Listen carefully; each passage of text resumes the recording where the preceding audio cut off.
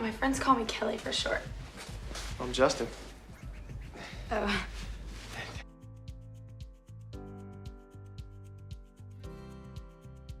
Number 20, Fear.com. I am waiting for you, Denise.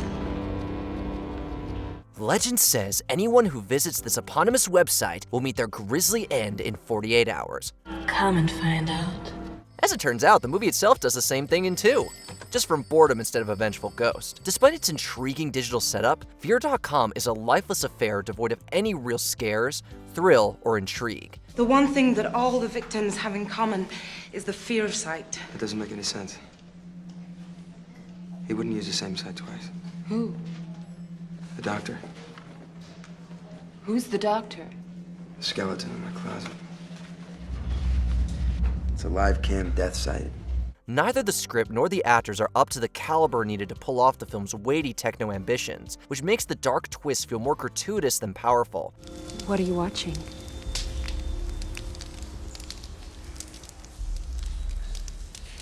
You seem like you were expecting me. So, take it from us. You're better off doom scrolling just about anywhere besides Fear.com. Number 19, Street Fighter: The Legend of Chun-Li. Everywhere I looked, there was crime without punishment. I wanted to do something. Deep in the vault of horrible video game adaptations lies a truly mind-boggling gap for the ages. Looking at you, Legend of Chun-Li. This Street Fighter origin story takes both the street and the fighter out of its iconic source material. Chun-Li can try and unleash her iconic spinning bird kick all she wants. It won't save this movie from the laughably bad fight choreography.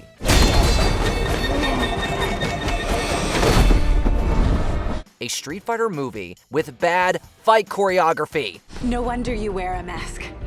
I'd hide that face too. How did they mess that up? To say nothing of the script, acting, story, yeah, if you want your Chun-Li fix, just go to an arcade. Number 18, Basic Instinct 2. I believe Miss Tramel's behavior is driven by what we might call a risk addiction.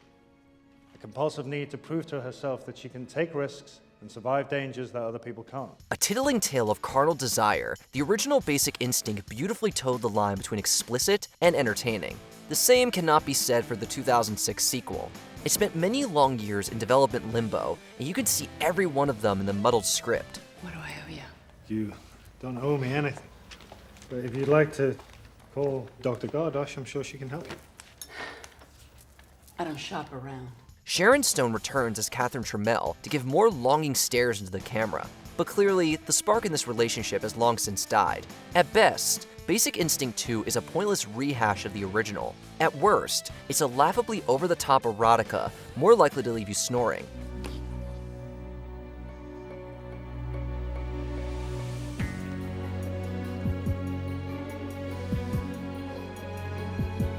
Either way, it's worth avoiding like a bad ex. I guess we're out of time for today.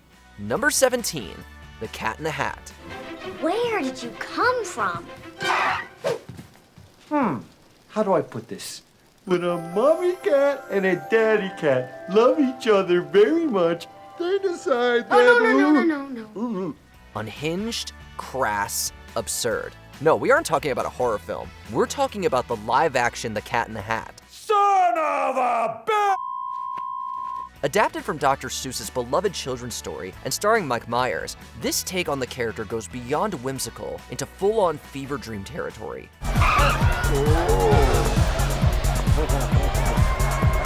It's bright, it's loud, and it makes absolutely no sense. The end result is a frantic mess of a film from start to finish. We'd say only a kid could enjoy it, but given the overwhelming number of double entendres, they're probably out of luck too. Dirty hoe! I'm sorry, baby, I love you. So, who is this made for again? Are you aware of the senseless wholesale slaughter of the flatulating acid-spitting Zamzizaroo? Duh. Number 16, Freddy Got Fingered.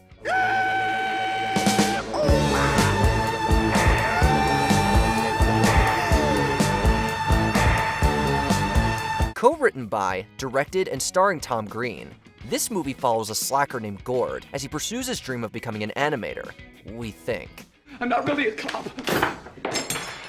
My name's Gord, and I want to meet you to show you my drawings. Your drawings? Are you kidding? Mr. Davidson, I'm an animator. I've got this show idea I want to pitch to you. It's a cartoon. Okay, it's about this cat. It's got these superpowers that can see through wooden doors. Honestly, it goes off the rails so fast, it's hard to even piece together what's happening in Freddy Got Fingered. Extremely unfortunate name aside, this movie never rises above eye-rolling potty humor and gross-out gags. Oh no, the treasure! It went into that underwater cave! Get out of the toilet! Get out of the toilet! It certainly evokes a reaction. It's just usually disgust, incredulity, or in some cases, both at the same time. Let's just say, if you don't laugh at the movie's title, then you're out of luck. I can't think of anything to draw because I'm so stupid. I'm so stupid. I'm so stupid. I'm so stupid. I'm stupid. I'm stupid. I'm stupid. I'm stupid. That's about as clever as Freddy Got Fingered ever gets. Number 15, Norbit. Of course, it was only natural that Respucia and I would take the next step in our relationship. I now pronounce you man and wife. You may kiss the bride. Do you like Eddie Murphy? Hope so. Yeah. Because Norbit has more of him than you'll need for a long, long time.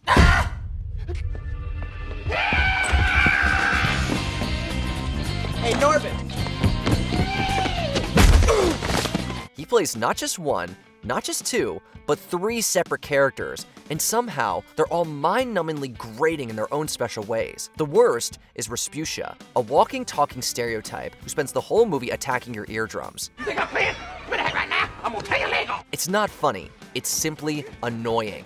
Since the whole movie hinges on its casting gimmick, Norbit fails as a comedy, a diversion, or even a showcase of Murphy's talents. Instead, the only thing it accomplished was flushing his career goodwill straight down the toilet. Mary, Mother of God! Number 14, Swept Away. That case, if you don't want to eat it, you probably want to wear it. Now it doesn't look so bad, madam. Being lost at sea is an apt metaphor for how this whole movie feels. Madonna may be the undeniable queen of pop, but her work on screen has been decidedly mixed. Here, she's hopelessly out of her depth. Yes, call me master. Come on! Go, go, go, go, go, wash! Where am I gonna find a fucking washing machine on a deserted island? Especially since Swept Away only works if you buy into Amber's change of heart from a spoiled socialite into a loving romantic partner.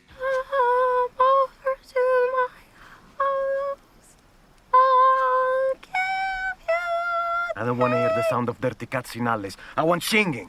To be fair, Madonna was fighting a losing battle with this script, which robs the original of all its nuance and gravitas. Which then begs the question, why even bother remaking Swept Away in the first place? No one took a bow for this reimagining, that's for sure. Don't, Pepe. Why not? You say you love me.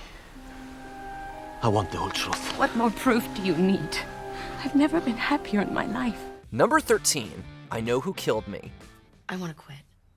I mean, I barely made my winter admit to Yale, and I could still blow it. I just need to concentrate all of my efforts into writing. But you have a gift. Someone or something killed poor Lindsay Lohan's acting career, and the list of suspects includes this dreadful film. It could be the tone, which aims for a grounded mystery thriller, but falls flat on its face. Oh my god. Oh my god. Oh. Or maybe it's the nonsensical plotting, which adds ludicrous twists atop ludicrous twists until the whole thing collapses on itself. But in actuality, the real problem is that I Know Who Killed Me isn't just all that entertaining.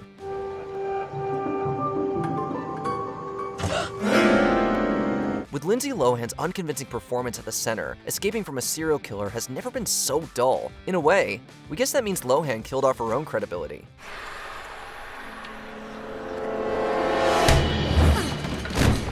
Number 12, Glitter. On a stage, Mariah Carey commands an audience like no other. On screen, though, it's a very different story. Y'all sing? Yeah. Okay. Dance. Dance. I do choreography. She does Some of the choreography. wardrobe.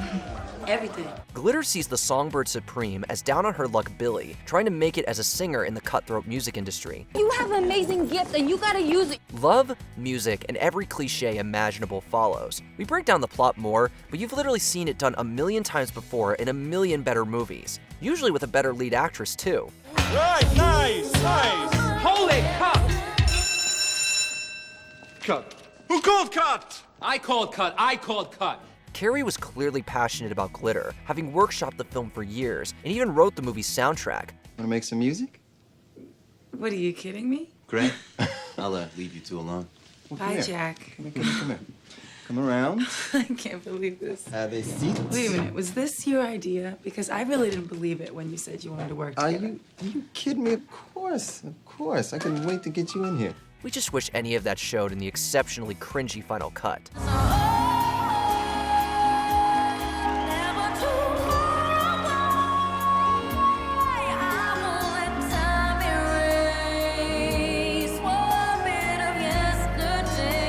Number 11, Ballistic, X vs. Sever. Hello, it's Vin. I need to speak to Gant.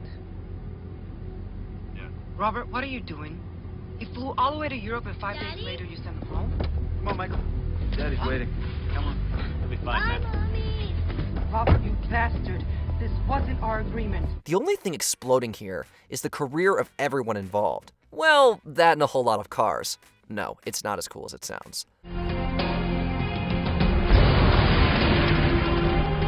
Most of the runtime is actually spent on poorly choreographed fight scenes between the namesake agents, X and Sever. The rest of the plot is basically incomprehensible. The script was fully rewritten right before filming, and then later edited down to a 90-minute explosion fest that lacks anything resembling character, tension, or rising action. I see you found your wife. Where is Michael? You can practically see the haphazard production before your eyes in every scene. It's a wonder how Lucy Liu and Antonio Banderas ever bounced back. Take care of your family.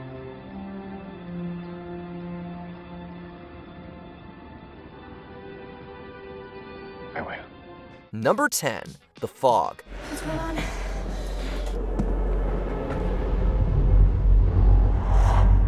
The Naughties were notorious for giving us dozens and dozens of subpar horror remakes and sequels. Although these films can populate their own worst movies list, the biggest offender was clearly this mess of a film.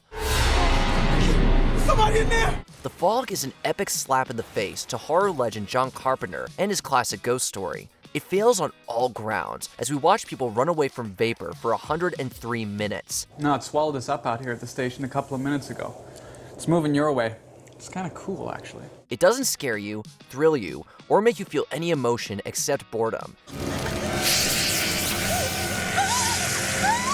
It is literally as interesting as watching fog roll by. You been drinking? It means you've been weighed in the balance and not wanting. I'll take that as a yes. Number 9, Dumb and Dumberer, When Harry Met Lloyd.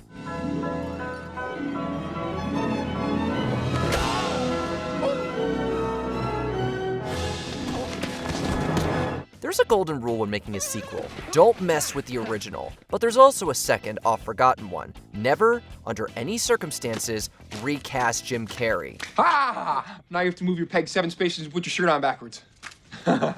Wow, you really suck at this game. Somehow, some way, When Harry Met Lloyd strikes out on both accounts. It takes a very specific vision to make dumb as bricks humor work for 2 hours, but here, the jokes grow tiresome within the first scene. Check out that skirt. I mean, it's so short. Where's the flood? And that sweater. It's so tight her milk bubbles are popping out. Loser. Oh my gosh, she's not wearing underwear. Yeah, how dorky is that? I'm wearing 2 pair right now. It's all exacerbated by the very noticeable absence of Jim Carrey, whose comedic timing might have elevated the thin script into something halfway decent. You know what? That's it. We're through. You're out of the cool club. Yeah, the next time Turk's passing out wedgies, you're not gonna get one. No.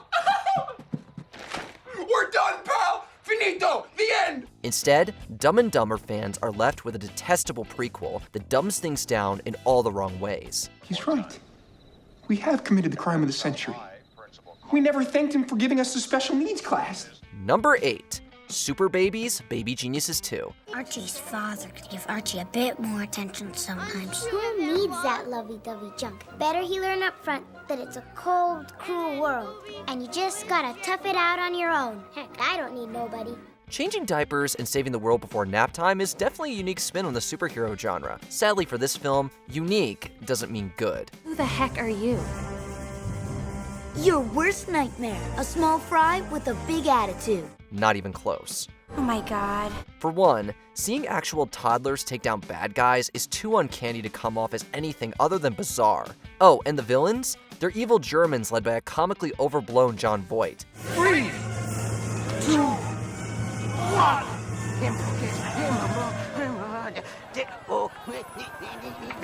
Look! There's Mother! Yeah, this movie is all kinds of insane, to the point you can't help but wonder how it ever got made in the first place, let alone released in theaters. Unless you're in diapers too, you'll agree Super Babies is the opposite of heroic. Every child has power. All you have to do is believe. Number 7, The Adventures of Pluto Nash. Hey! Oh, I'm sorry. I'll get that. I'm sorry. Oh. Sorry.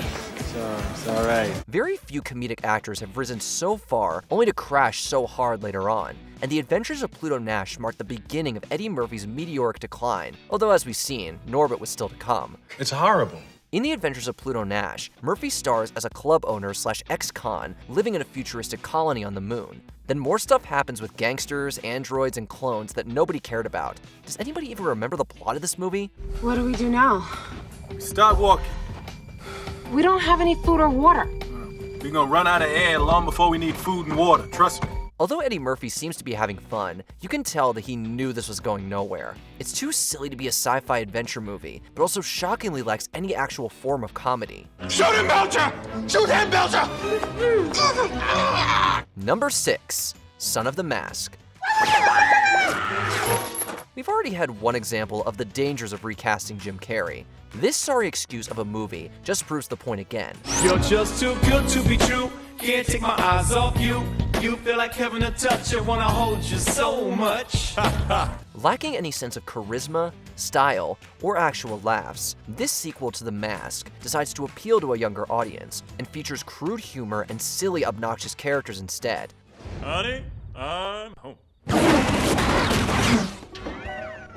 With Loki back on Earth looking for his mask, Give me my mask! it of course falls into the wrong hands, and we are then introduced to one of the most unlikable lead characters ever portrayed on film. Baby, my heart's on fire. If you refuse me, honey, you lose me. Then you'll be left alone. Oh, baby, telephone and tell me I'm your own.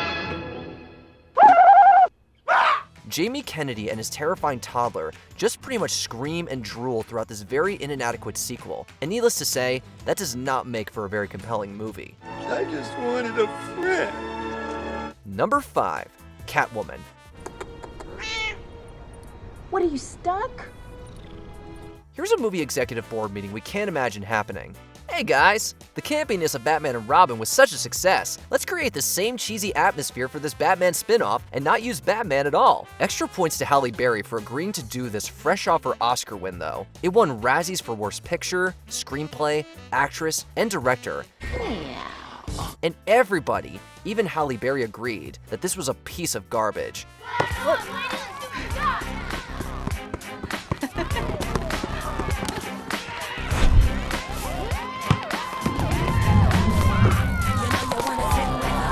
Not only did it have barely anything to do with the DC Comics characters, but it also lacked any strong female characters, action sequences, or even a compelling plot. It was me you flushed down the pipes. I'm Patience Phillips. That's who's under there? Where is Michelle Pfeiffer when we need her? You make it so easy, don't you? Always waiting for some Batman to save you. Number 4, Gigli. It's turkey time. Huh? Thanks to Bennifer 1.0, this monstrosity received way more attention than it deserved. However, that didn't stop the movie from being among Hollywood's most expensive bombs ever. You don't don't tell me what to do. Okay? Don't tell me what we might do. Don't tell me what we're supposed to do. Don't tell me what we maybe should do. Don't ever tell me nothing.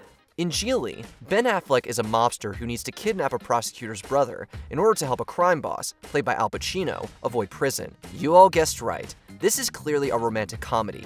This movie is offensive to those with mental disabilities, to lesbians, and to any audience members with eyes or ears. I don't think this is the best time to be drawing attention to us. After winning 6 Razzies, it later won a 7th for Worst Comedy of the Razzies' first 25 years. The weather's always very nice around here, isn't it? Yes. Well deserved.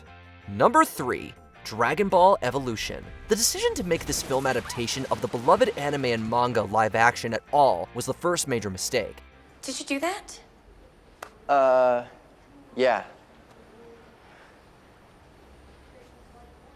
Use your key. Wait, you know about Key?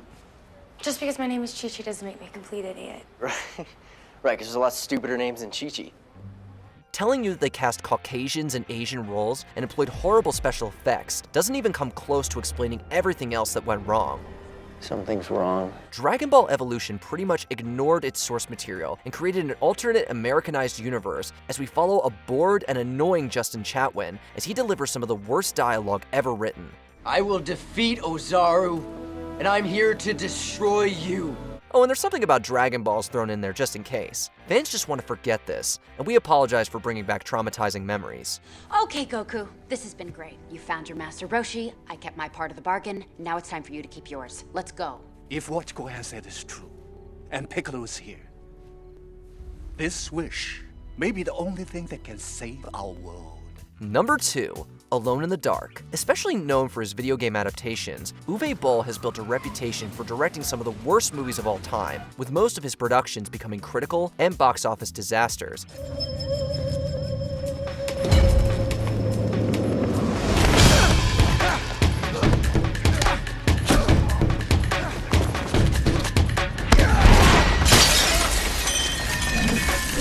He also doesn't care what you think. Nice going, jackass. Although House of the Dead deserves a special mention, it's his other video game adaptation that is our runner-up.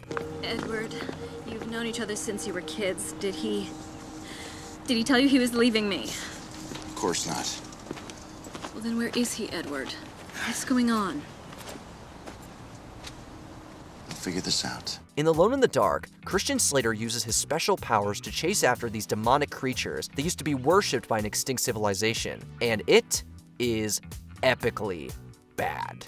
The Abkhani people were wiped off the face of the earth. And now, it looks like it's happening all over again. Number 1, Battlefield Earth. Who is responsible for allowing this man-animal to run around unsupervised? The man-animal shot the Wrangler, sir.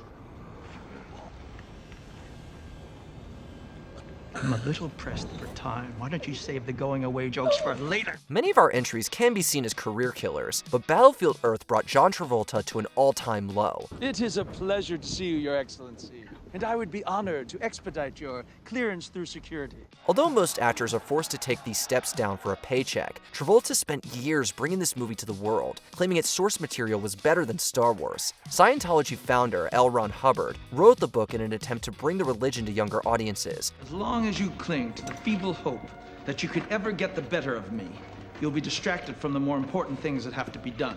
And that book served as the basis of the sci-fi action flick. Needless to say, the world wasn't interested. Since you rat brains have had enough extra time to smelt it into bricks! When the most horrible acting you've ever seen is topped by camera work that'll give you a cramp in the neck, it's not surprising that you have a recipe for unintentional hilarity. The company requires me to vaporize you. But on the other hand, I could understand someone in your situation being old and having no future. Are you willing to go to bat for any of these misfires? Argue for your favorite in the comments below. Wow.